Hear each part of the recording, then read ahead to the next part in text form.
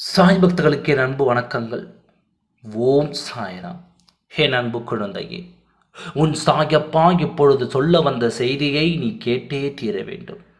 உன் வாழ்க்கை துணை விடிய விடிய கதறி அழுகிறார். அழுதது எதற்காக? அழுவதை எத்தனை பேர் சமாதானப்படுத்தியும் சமாதானப்படுத்த முடியாது. அவரை ஒருவர் சமாதானப்படுத்தி அவர் சமாதானப்படுத்திய பிறகு சமாதானமான உன் துணையை பற்றி நான் பேச வேண்டும்.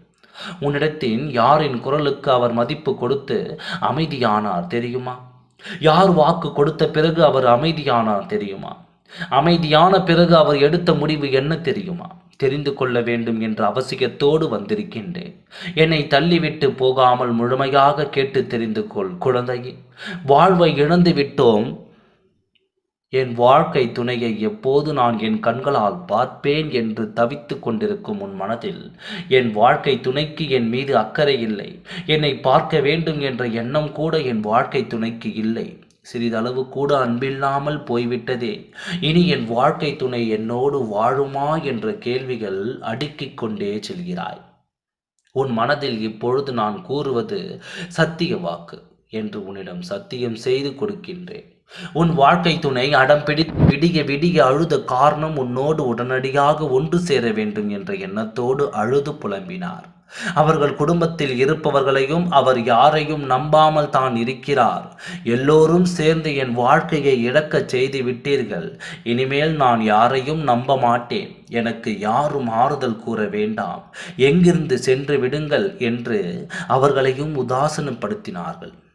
அப்போது உன் துணைக்கு நம்பிக்கையான ஒருவர் வந்து அவரவர் குரலில் வந்து சமாதானம் சொன்னவுடன் தான் உன் வாழ்க்கை துணை அமைதியானார். அவர் என்ன சொன்னார், அவர் யார் என்பதை பற்றி உன்னிடம் விளக்கி கூற வந்தேன். அவர் இருக்கும் வரை அந்த இடத்தில் இருக்கும் உன் வாழ்க்கை துணைக்கு வேறு எந்த ஒரு பிரச்சனையும் வராது. விரைவில் உன்னோடு சேர்ந்து விடுவார் என்ற நம்பிக்கை உனக்கு வேண்டும். எனக்கும் இருக்கிறது என்று சொல்லத்தான் வந்தேன். அவர் யார் தெரியுமா? உன் வாழ்க்கை துணையில் இல்லத்தில் இருக்கும் உறுப்பினர்களில் மூத்த உறுப்பினர் தான் அந்த வாக்குறுதியை உன் துணைக்கு கொடுத்தார். அவர் குரலில் இருந்த தெளிவை பார்த்து, அவர் குரலில் இருந்த நம்பிக்கையை பார்த்து உன் துணையின் மனம் அவரின் குரலை ஏற்றுக்கொண்டது. அவருக்கு மதிப்பு கொடுத்து உன்னை நம்புகிறேன், என் வாழ்க்கையோடு என்னை ஒன்று சேர்த்துவிடு என்று காலில் விழுந்து கதறி எழுதார்.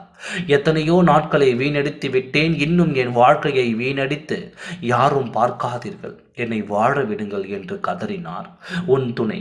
என் அன்பு குழந்தையே, பல பேரின் பேச்சை கேட்டு வாழ்க்கையை இழந்து விட்டோம் என்ற வழி உன் வாழ்க்கை துணைக்கும் இப்போது இருக்கத்தான் செய்கிறது. அந்த வழியையும் அந்த புண்ணையும் நீயும் அதிகமாக குத்திக் கொண்டே இருக்காதே. மன்னித்து உன் வாழ்க்கை துணையை ஏற்றுக்கொண்டால் வாழ்க்கை வளமாக இருக்கும். நல்லது நடக்க காலம் குறைவாகத்தான் இருக்கிறது. நீயும் தைரியமாக இருந்து வரும் உன் வாழ்க்கையை ஏற்றுக்கொண்டு மகிழ்ச்சியாக வாழ கற்றுக்கொள். நல்லதே நடக்கும். ஓம் சாய்ராம். நன்றி. வணக்கம்.